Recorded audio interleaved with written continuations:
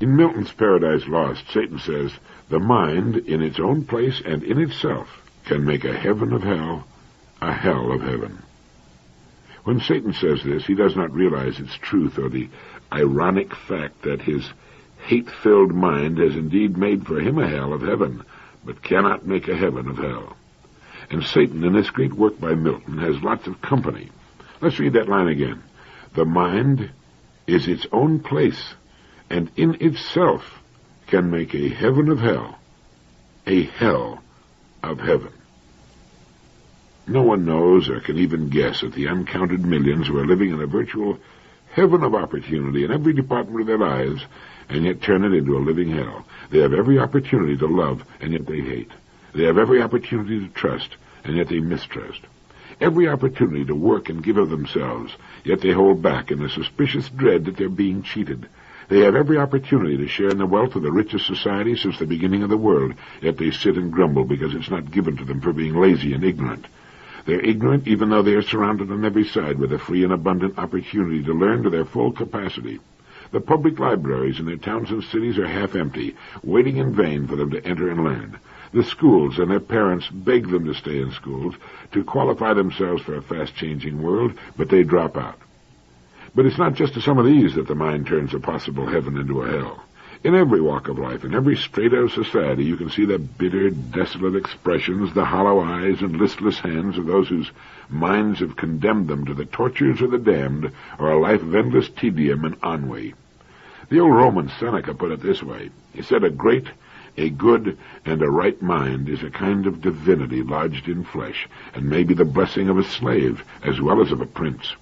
It came from heaven, and to heaven it must return, and it's a kind of heavenly felicity which a pure and virtuous mind enjoys in some degree even on earth." And Chaucer said, "My mind to me a kingdom is. Such present joys therein I find, that it excels all other bliss that earth affords. Every person's mind is his kingdom, and he, as the reigning monarch, decides what kind of a kingdom it is to be, bleak or bountiful, rich or poor, interesting or dull, happy or unhappy." Milton knew what he was talking about when he had his Satan say in Paradise Lost, "The mind is its own place, and in itself can make a heaven of hell, a hell of heaven." An interesting and happy mind can, as Seneca said, be the blessing of a slave as well as a prince, and the most important moment of our lives is when we understand that we can fashion our minds as we will. What stubbing, plowing, digging, and harrowing is to land, that thinking, reflecting, examining is to the mind. We know the soil is rich. The harvest is up to us. I ran across something in the National Observer I think you'll find interesting. It originally appeared in the Atlantic Monthly and was written by Paul Foley, an advertising executive. Of the, some 96 million American females alive today, from infants to octogenarians, 8 out of 10 at some time in their lives will have worked for a wage. In an average month last year, there were some 23 million women at work. Some 17 million of them are full-time workers.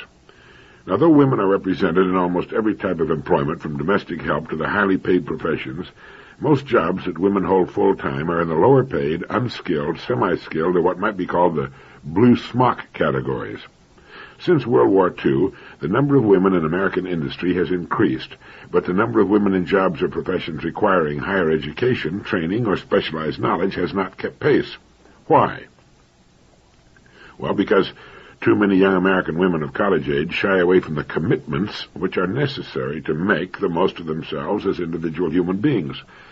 They're exhibiting a growing tendency to avoid a career commitment with its earlier commitment to education and preparation in order to enter early into the marriage lottery.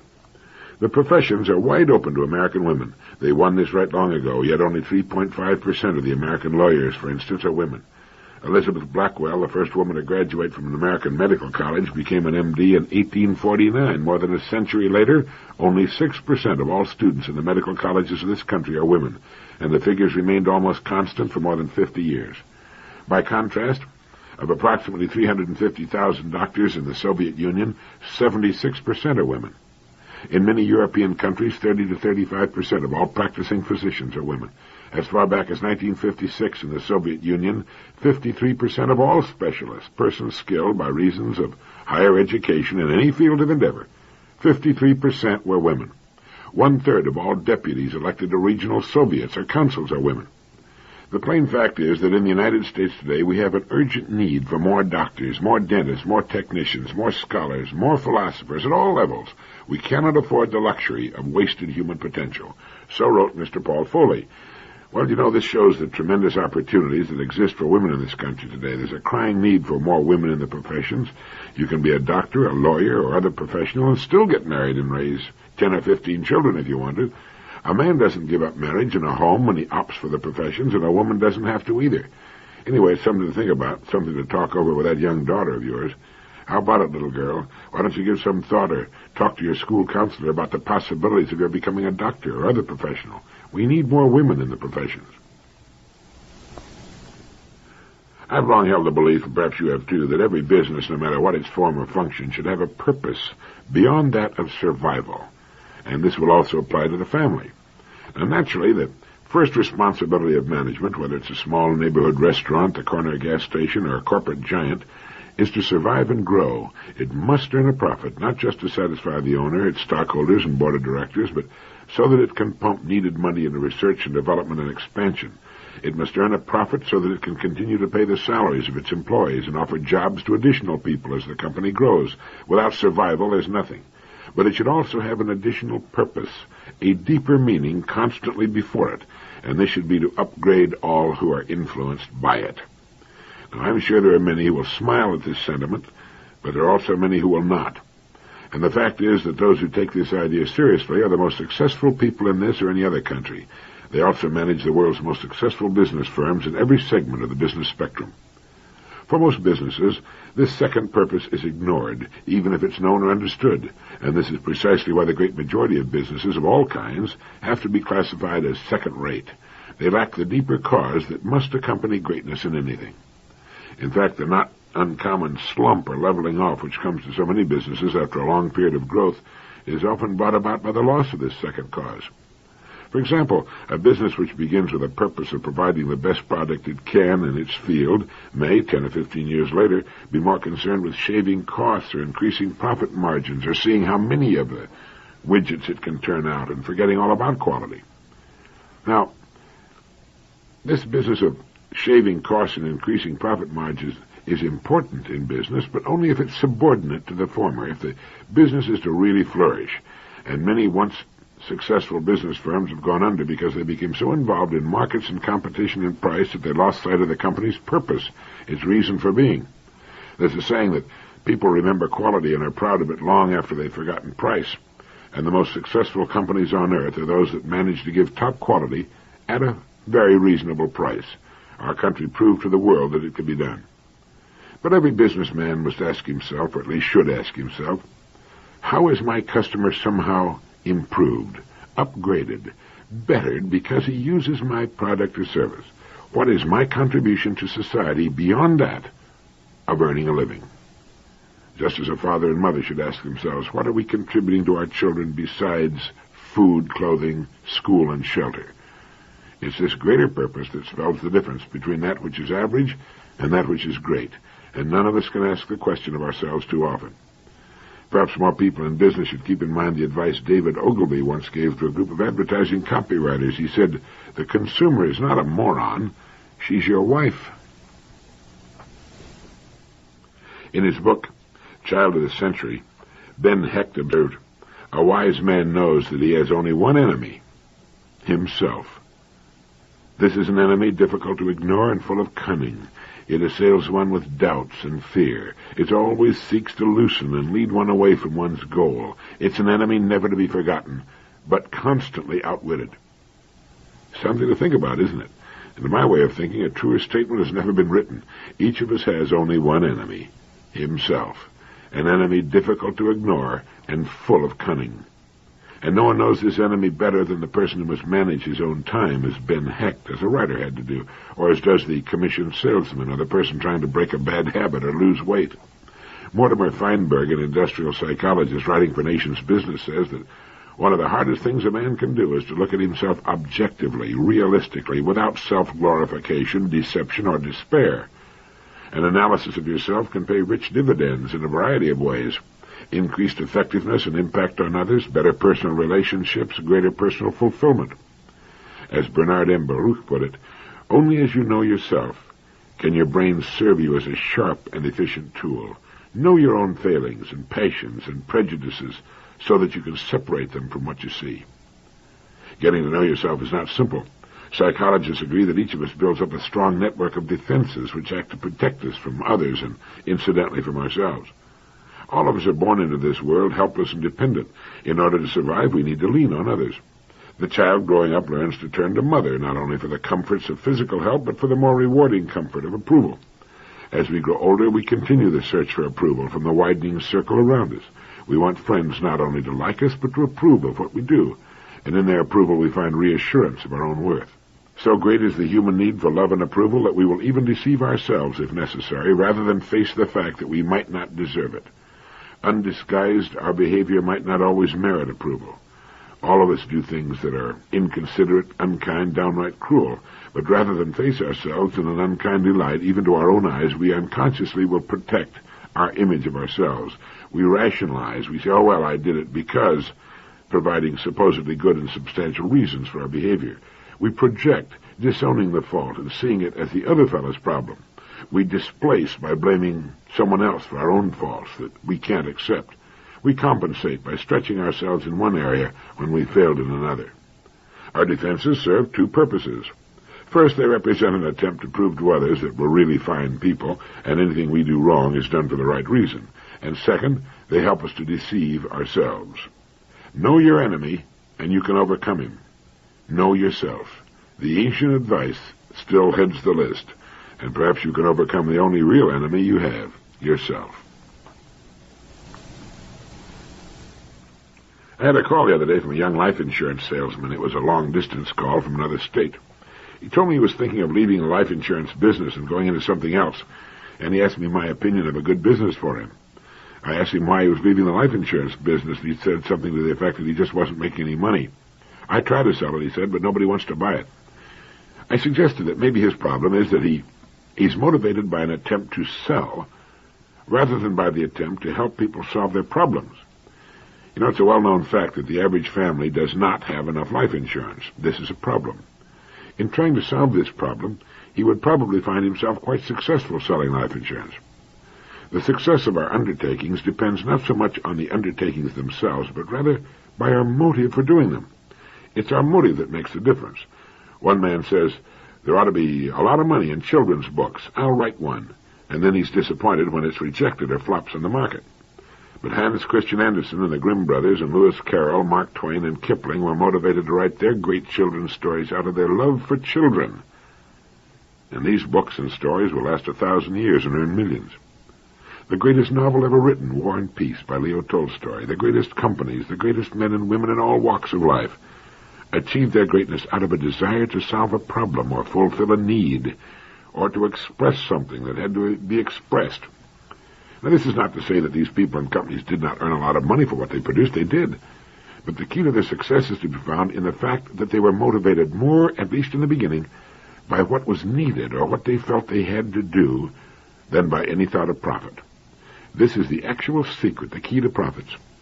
The man going into the restaurant business, for example, who does so with a determination to serve the best food in town has 1,000 times more chances of success than the man who goes into the business solely for the purpose of making money. It's a matter of motive, of emphasis. And you'll find this true in every walk of life, every line of business, every job of every type and description. The man who made up his mind to put out the best can of pork and beans in the world did exactly that. He and a lot of bean farmers got rich in the process, but getting rich wasn't his reason for going into business. There's not a single thing on earth wrong about making money. This is why kids mow lawns and why millions of people get up in the morning and go to work. But success and the money that often accompanies it are like happiness. They cannot be sought directly. They are effects. The cause must have a powerful motive behind it. What's your big motive? Both William Shakespeare and Cecil B. DeMille got rich. Separated as they were in time and talent, they were both motivated by the same thing: to produce the very best, to express the very best that was in them. A very good mind belongs to a gentleman named Gilbert Hyatt, Columbia University professor, book critic for Harper's Magazine, radio lecturer, and author. Mr. Hyatt wrote a book many years ago titled Man's Unconquerable Mind, and in one part of this book he wrote, "The human mind is capable of far more work than it has ever done. A normal man uses nearly all his muscles during his mature life, but leaves large areas, perhaps 2/3 of his brain, dormant. Not even the greatest creative thinker has ever complained that his intellect was too weak to serve him, that he found it a dull and clumsy tool, but rather that he was approaching death before he learned all its uses. Then why are there so many ignorant and stupid people in the world? Surely it's because some of them, as individuals, misuse their minds, while others live in societies that discourage thought. Individually, many people throughout the world are simply lazy. The bright, adventurous intelligence which they enjoyed in their youth is allowed to lie virtually unused for the rest of their 70 years, covered over with a sediment of routine, rusted by the constant drip of casual gossip, clogged by meaningless chatter from newspaper and, if you'll pardon the expression, radio and television, employed only on daily problems and the incessant re-examination of personal reminiscences. Often an active mind forces its way out of the cocoon and cries for work, and then its owner gives it false and fruitless work to do. Many a man who unconsciously loathes the boredom of his life will relieve it by thinking, but by thinking about the wrong subjects. He'll memorize the first, second, and third horses in all the major races for 40 years, or the batting averages of 2,000 leading players. Many a woman finds her greatest intellectual pleasure in collecting and arranging an immense volume of gossip and genealogy. Who married whom? Who is whose cousin? What are the weaknesses of each particular family? And so forth.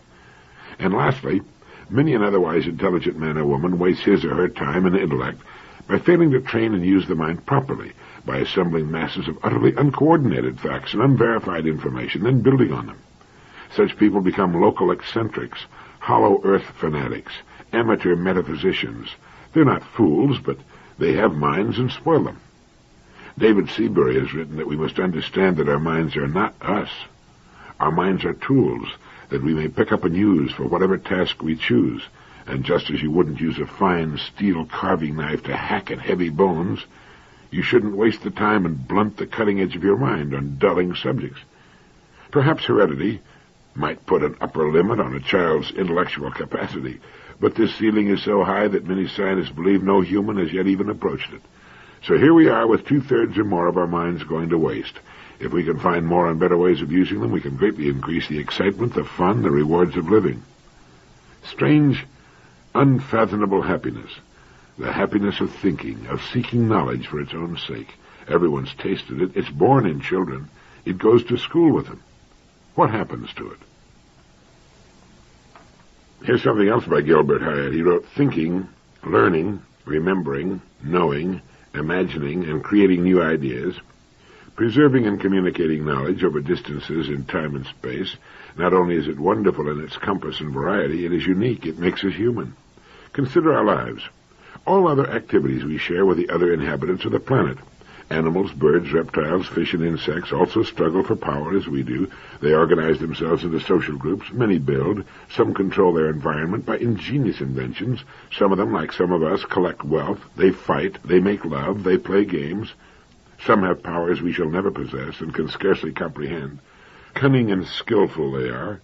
Yet collectively they learn little that's new, and individually almost nothing. Their skills are intricate but limited. Their art, though charming, is purely decorative. Their languages consist of a few dozen signs and sounds. Their memory is vivid but restricted. Their curiosity is shallow and temporary, merely the rudiment of that wonder which fills the mind of a human scientist or poet or historian or philosopher. They cannot conceive of learning and knowledge as a limitless activity administered by the power of will. Only human beings really learn and know and remember and think creatively as individuals. Knowledge acquired and extended for its own sake is the specific quality that makes us human. Our species has the hair and lungs of animals, reptilian bones, and fish-like blood. We are close indeed to the beasts. Often we're more cruel. But we're fundamentally different from them in that we can learn almost infinitely and know and recollect. We are Homo sapiens, man the thinker. The life of every individual man and woman is made up of many acts and passions, but it is most clearly and consistently seen as a pattern of learning. We think all the time. Our thoughts and our experiences continually form a mass of material which we accept and try to organize. It is chiefly in the depth and completeness of its organization that we differ from one another. History is the record of struggles for power, is exciting but unrewarding. Dinosaurs tore at one another for ages. Some survived for a while, some died. It's all meaningless. Tribes of human beings have been hunting and rending and enslaving one another for many centuries. It is factual, but is it important? No. Surely our essential history is the story of our learning and thinking. It was by learning that we ceased to be animals and made ourselves into men and women. That was the first stage. Cell by cell and reflex by reflex, the wonderful human brain was formed, and with it our two other human powers, the devices by which, even if the world fell into ruins, we could still rebuild it. Our fantastically intricate speech and our ingenious, adaptable hands. So wrote Gilbert Hyatt, and in reflecting on all of this, it makes you want to ask, but what am I doing with these wondrous gifts? It's said that if you give too much to a child, he will come to take his gifts for granted, as little more than is due. You and I have been given gifts beyond measure or price, and our reaction is usually the same. Someone sent me a very interesting little article about the words we use most. What do you think is the most frequently used word? Well, that's it. It's is. The personal pronoun I is more popular than you. Man outranks woman, but mother has a considerable edge over father. Scholars from the University of Chicago and the University of North Carolina have compiled a list of the 8,000 most frequently used words in the language, and they made this discovery. Regardless of education, most people use only 403 words in more than 80% of their everyday conversation. Now, whether you're a PhD, a ditch digger, a waitress, an office clerk, or a botanist, your basic talking vocabulary is about the same, the research team concluded, and you use only 403 words in more than 80% of your everyday conversation. Now, do you realize what this means? Well, to me it means that you can speak any language with comparative ease by learning only about 400 words. Because despite the fact that there are more than 450,000 words in Webster's Big Dictionary, over 600,000 in the English language, we use the same few over and over again. The word is the most used, followed by the, and, a, and to. In fact, these 5 tiny words, is, the, and, a, and to, provide 1/6 of a person's spoken vocabulary. And think of this, the first 33 words on the list of most used words constitute more than half of a person's everyday speech. Now, here again you can see how easy it should be to learn to get along in a foreign language, if we know which words to learn and how to hang them together. 33 words represent more than half of our daily conversation. And here's an interesting sidelight of this whole thing. It'll give you an idea as to how we generally react to things and ideas. The word no ranks 87th in the list of the most frequently used words. The word yes ranks 366th. In other words, we use the word no more than 4 times as often as we use the word yes. However, the word good ranks 114th, while bad ranks 309th. And to give you an idea of why so few words make up our daily speech, the word hard ranks 144th on the list, but the word difficult ranks 474th. This means we use the word hard when we mean difficult, and it gives us another indication of how really few words you need to know to get along, at least fairly well, in language. There are other hopeful signs. The word love ranks 264th, and the word hate does not appear on the list. On the other hand, war ranks 3,051st, and peace does not appear on the list. The word God stands at 511th, and the list of the 10 most often used nouns is interesting. We are most likely to talk of a man, a picture, woman, mother, thing, way, hand, girl, kind, or face, in that order, as the 10 most often used nouns.